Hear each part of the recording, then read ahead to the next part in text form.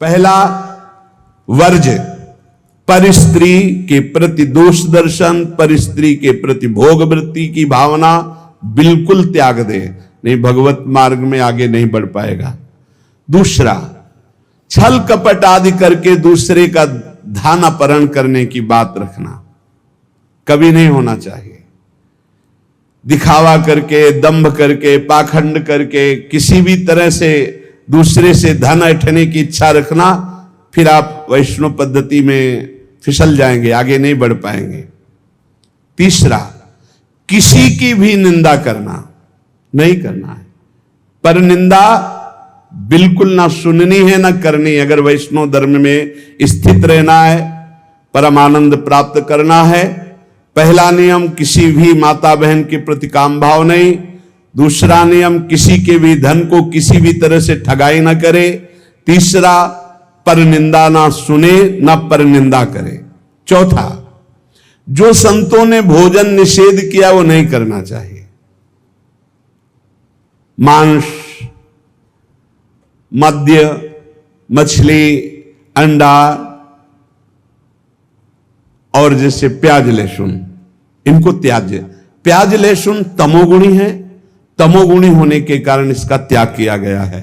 वो अंदर से भजन की वृत्ति छीण करता है, तुम जान नहीं पाओगे, इसीलिए संतों ने अनुभव करके इसका त्याग किया। प्याज लहसुन निषेध है केवल तमोगुण के कारण, वो तमोगुण की वृत्ति बढ़ाता है। तमोगुण जो है निद्रा, आलस्य, प्रमादोत्थम तत्तामस मुदाहृतम, भजन में निषेध है, इसलिए निषेध किया गया है। और मद्य, मांस, मछली, अंडा ये तो बिल्कुल निषेध किया गया। वैष्णव होकर अगर इनकी तरफ या भक्त होकर जरा भी ऐसी दृष्टि रखता है तो पाखंडी है, वो भक्त नहीं है जो ऐसे जीवों को कष्ट देकर अपना उदर पोषण करना चाहे। पांचवा, वर्ज में मन से, वाणी से, शरीर से किसी की हिंसा न करे। ये काया वाचा मानुषा अगर किसी को दुख देता है तो भगवत मार्ग में नहीं चल पाएगा। इसलिए भगवत मार्ग पुष्ट करने के लिए स्वयं कष्ट सहे, दूसरों को कष्ट न दे। आचरण, जो अपने धर्म के आचरण उन्हीं का पालन करे। जो हमारे गुरुदेव ने, हमारे आचार्य ने हमारा दिनचर्या बना दी, जो हमारा नियम बना दिया, हमको उसी के अनुसार चलना है। अपने आचार्य प्रदत्त धर्म में स्थित रहने में कभी संकोच न करें। दूसरा क्या करता है मैं नहीं देखना, हमारे आचार्य ने जो हमें आदेश किया हमको उसी मार्ग में चलना है। जो विधि निषेध किया गया उसका पालन करें। ये नहीं करना, ये करना है, इसे विधि और निषेध कहते हैं। विधि कहते हैं ये करना है, निषेध नहीं करना है। जो कहा गया है वैसे ही चले। प्रभु को प्रसन्न करने के लिए संतों के जो उपदेश है वो सर्ववंद्य हैं। इसलिए अपने धर्म के अनुसार जो आचार्य ने आपको उपदेश किया, गुरु ने उपदेश किया, जो ऐसे चलता है वो कर्म बंधनों पर विजय प्राप्त कर लेता है। 15वां, वैष्णव का परम स्वभाव है परोपकार करना, दूसरों को सुख पहुंचाना। सर्वम विष्णुमयम जगत, सब भगवत स्वरूप है। वैष्णव का धर्म है समस्त भूतों में भगवत भाव करके व्यवहार करना। कई बार चर्चा की कि किसी से व्यवहार करना तो पहली दृष्टि पड़ने पर उसमें राधा वल्लभ लाल देखो, मेरे प्रभु राधा वल्लभ लाल विराजमान हैं। अगर भगवत भाव नहीं किया तो पुण्य क्रिया भले हो जाए, वो भगवान की प्राप्ति कराने वाली क्रिया नहीं। इसलिए अच्युत भावना विहीन कर्म का ज्यादा महत्व नहीं। भगवत भावना युक्त किसी से भी कुछ भी। परोपकार ये बहुत बड़ा धर्म है। कोई बीमार है, कोई कष्ट में है, कोई वृद्ध शरीर है, हमें अवसर मिले तो हमें सेवा करनी चाहिए। अगर हमारे पास अर्थ है, कोई बीमार है, वो अर्थ की अव्यवस्था कारण सही औषधि नहीं उसकी हो पा रही, हमें कूद पड़ना चाहिए, हमें सहयोग करना चाहिए। धन की सार्थकता है इसी बात में कि दूसरों को हम सुख प्रदान कर सके। परोपकार सबसे बड़ा धर्म है। परहित सरिस धर्म नहीं भाई, पर पीड़ा सम नहीं अधमाई। श्री तुकाराम जी कह रहे हैं,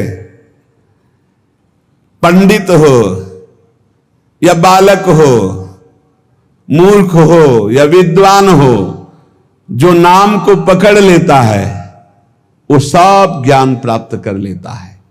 सब ज्ञान, बात पकड़ लीजिए। पहले मास्टर जैसे बालक को हाथ पकड़ करके लिखवाता है काखा गागा, फिर एक दिन वो पूरा का पूरा शब्द पढ़ लेता है।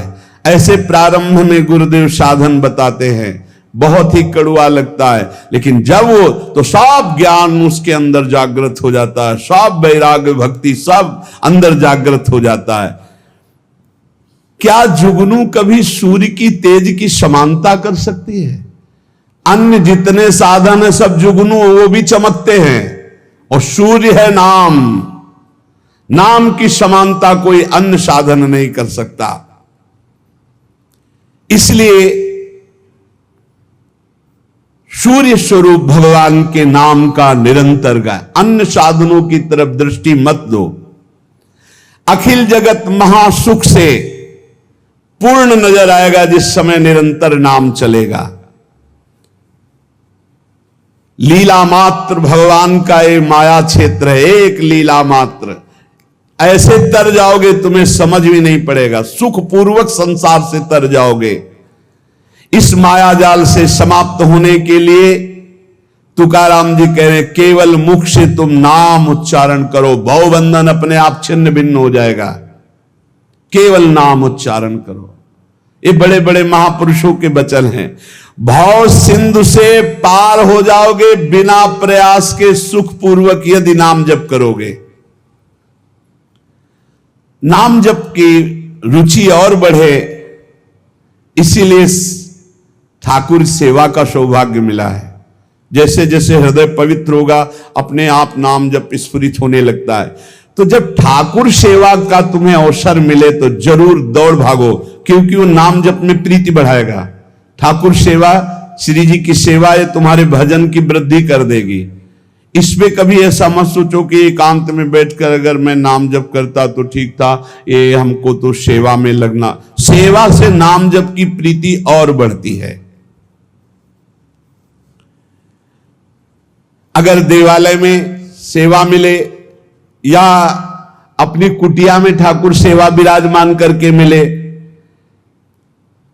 देखो भाट की तरह उनकी स्तुति करो और तुच्छ नीच भाव रखकर अपने को उनकी सेवा में लगा दो, तो तुम्हारे हृदय में नाम सतत चलने लगेगा। जैसे सूतमागध बंदी जन राजा का गुण गाते हैं, ऐसे दैन्य होकर के प्रभु के गुण गाओ। देखो ना बड़े बड़े महापुरुषों के, सूरदास जी के अश्रु चल रहे, पद गा रहे, ठाकुर जी बैठे सुन रहे।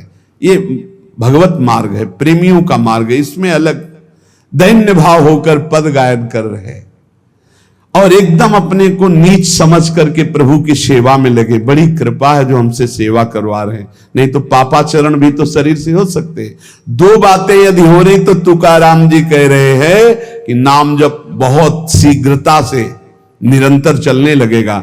यदि श्री जी की सेवा और श्री जी के गुणों का गायन, लीला गायन दैन्य होकर, जैसे राजा के सामने कुछ चंद धन के लिए सूतमागध बंदीजन उनका जस गाते, ऐसे हम प्रेम के लिए अपने आराध्य देव का जस गाते हैं।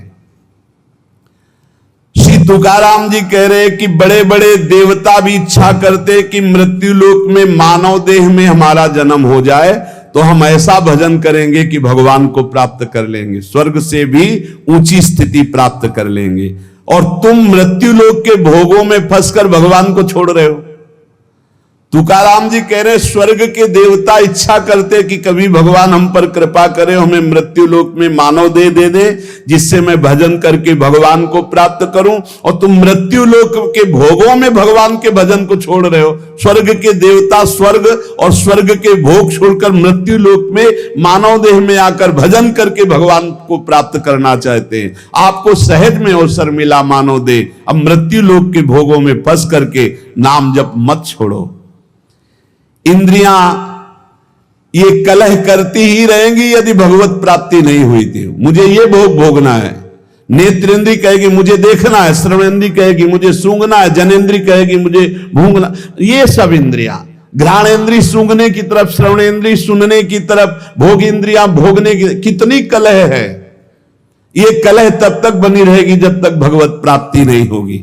कल एक प्रश्न कर रहे थे कि मैं बैंक में ऑफिसर हूं, मेरी कामना थी कि मैं एक बड़ा पदाधिकारी बनूं, तो बन गया, लेकिन मुझे शांति क्यों नहीं मिली। मैं अधिकारी हूं, मेरे पास सब भोग सामग्री जो मैंने कामना की थी सब, फिर भी मन अशांत क्यों रहता है।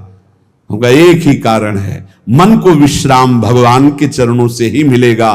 तब लग कुशल न जीव को सपने हो मन विश्राम, जब लग भजत न राम को शोक धाम तज काम। कह रहे हैं यहां तुकाराम जी, इंद्रियां परस्पर कलह करती रहेंगी जब तक भगवत साक्षात्कार नहीं होगा। जब इंद्रियों में अशांति, मन में अशांति, तो तुम्हें शांति का कैसे अनुभव हो जाएगा। देखो बहुत ज्ञान की बात, तुम शरीर के रोम गिन सकते हो लेकिन भगवान की विभूतियों को नहीं गिन सकते। और जब तुम नाम जप करोगे तो सारी विभूतियां आप पर कृपा करेंगी, सारी विभूतियां आप पर कृपा करेंगी। मेरी जिससे प्राप्ति होती है वो शुद्ध पुण्यात्मा होता है। शुद्ध पुण्यात्मा वही है जिसके मुख में मेरा नाम होता है। तुकाराम जी कह रहे, श्री भगवान कह रहे हैं, मेरी जिससे प्राप्ति होती है वो शुद्ध पुण्यात्मा होता है। शुद्ध पुण्यात्मा कौन होता है? जिसके मुख में मेरा नाम होता है,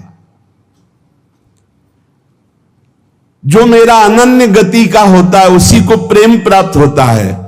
और जो मेरे नाम का अनन्य हो जाता है उसे मेरी अनन्य गति प्राप्त होती है। पकड़ो महापुरुषों के वचनों को, पकड़ो, सब नाम है, सब नाम। जैसे गर्भिणी स्त्री को परोसा गया तो उसको जब तृप्ति हुई तो गर्भस्थ बालक को पुष्टता अपने आप प्राप्त हो जाती है। ऐसे ही जब भक्त प्रसन्न हो जाता है तो भक्त के हृदय में विराजमान भगवान अपने आप संतुष्ट हो जाते हैं। तो नाम जप करे और भक्तों की आराधना करे, अपनी कोई स्वतंत्र इच्छा ना रखे, अपनी इच्छा को भगवान की इच्छा में समर्पित कर दे।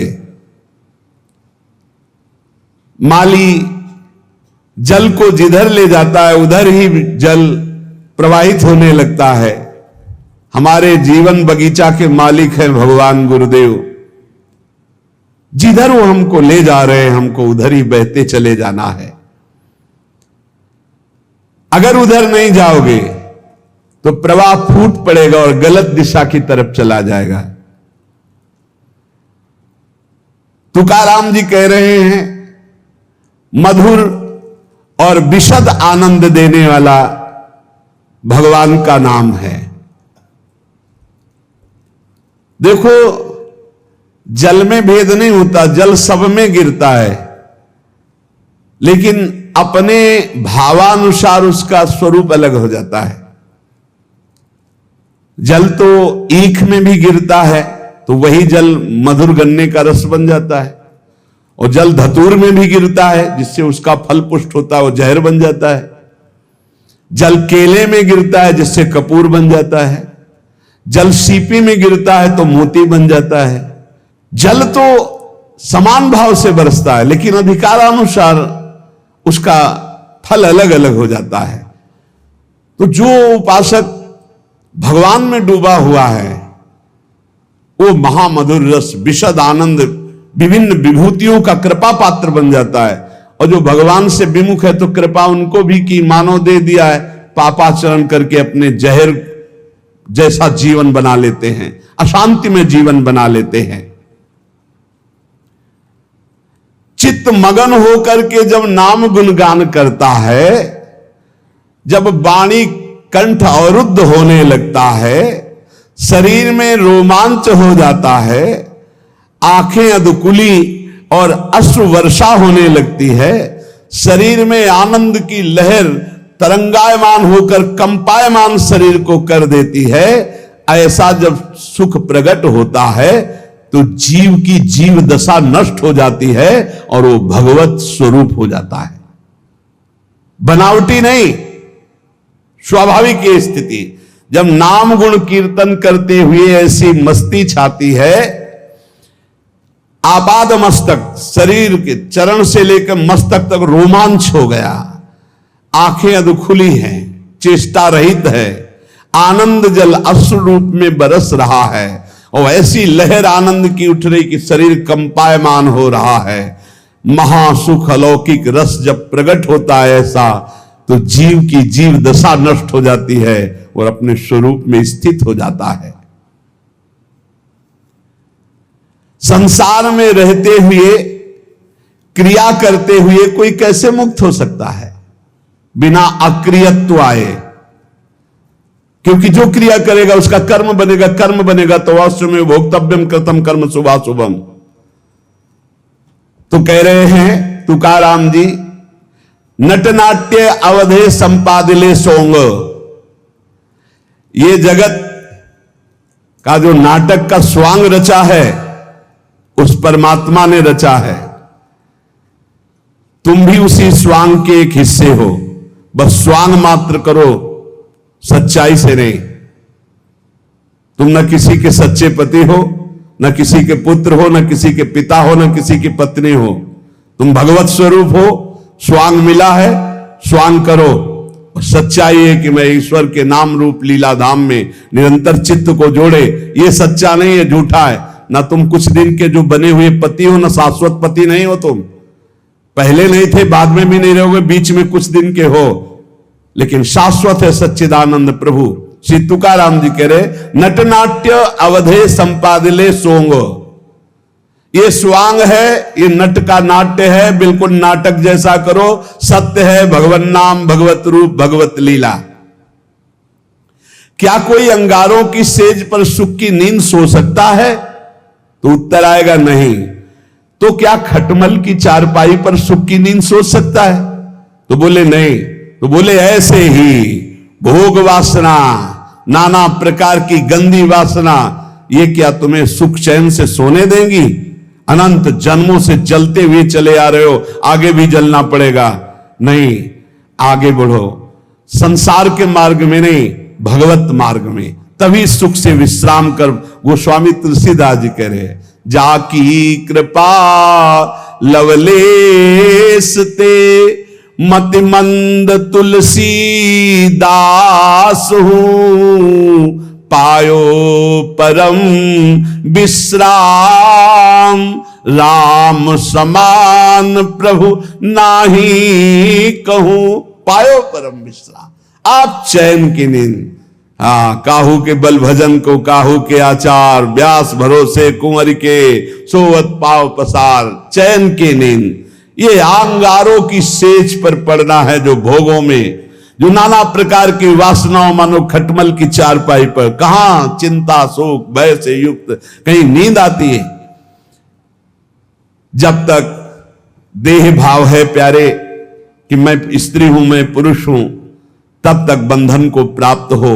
भाव ही देह भाव को नष्ट करेगा, भगवत भाव कर्म बंधनों को नष्ट करेगा। दही मत कर जब उससे मक्खन निकाल लिया जाता है, तो मक्खन छाछ में डालने से ऊपर ही रहता है, कभी डूबता नहीं है। जब तक मथा नहीं गया था तो एक में ही एकम एक था, और जब मथ कर दही को मक्खन निकाल लिया गया तो फिर उसे छाछ में छोड़ दो, फिर नहीं मिल सकता। ऐसे ही खूब नाम जप करके पहले जीवत तो नष्ट कर दो, फिर संसार में रहोगे तो ऐसे रहोगे जैसे छाछ के ऊपर मक्खन रहता है, कभी मिल नहीं सकता। तुकाराम जी कहते हैं,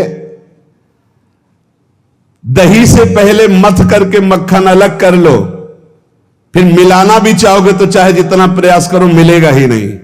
ऐसे एक बार तुम देह भाव से अलग हो, नाम जप करके ऐसा ज्ञान प्राप्त करो, फिर संसार में तुम्हें कोई नहीं बांध सकता। प्यासा प्यासे की हालत जानता है, भूखा भूखे की हालत जानता है। ऐसे ही भगवत मार्ग का पथिक केवल भगवत मार्ग के पथिक ही भगवत मार्ग के पथिक को जानते हैं, दूसरे नहीं जान सकते। दूसरों को तो आश्चर्य लगता है, ऐसा कैसे हो सकता है कि घर में खाने को नहीं, हर कष्ट, हर, और वो खूब नाच नाच करके नाम कीर्तन कर रहे हैं। ऐसा कैसे हो सकता है कि घर में इकलौते पुत्र का 100 पड़ा हुआ है और वो नाम कीर्तन कर रहे हैं? ऐसा कैसे हो सकता है कि क्षण क्षण पर कष्ट दिया जा रहा है और वो हरि हरि हरि मेरा हरि मेरा हरि? ऐसा कैसे हो सकता है प्रहलाद जी? ऐसा कैसे हो सकता है? 22 बाजारों में मार कोड़े खाल खींच ली गई, फिर भी ना तो भक्ति में फर्क पड़ा ना भक्त में फर्क पड़ा। वैसे ही भक्ति, वैसे ही मुख प्रसन्न। कैसा कैसे हो सकता है? ये बात जैसे प्यासे को प्यासा जानता है, भूखे को भूखा जानता है, ऐसे ही भगवान के भक्त को सिर्फ भगवान का भक्त जानता है। ये विषयी सांसारिक प्रापंचिक लोग उसे नहीं जान सकते। तुकाराम जी कहते हैं, माया योग से जीव दुर्दशा को प्राप्त हो रहा है और भक्ति योग से महासुख को भोगेगा। इसलिए माया योग से हटो और भक्ति योग को प्राप्त करो।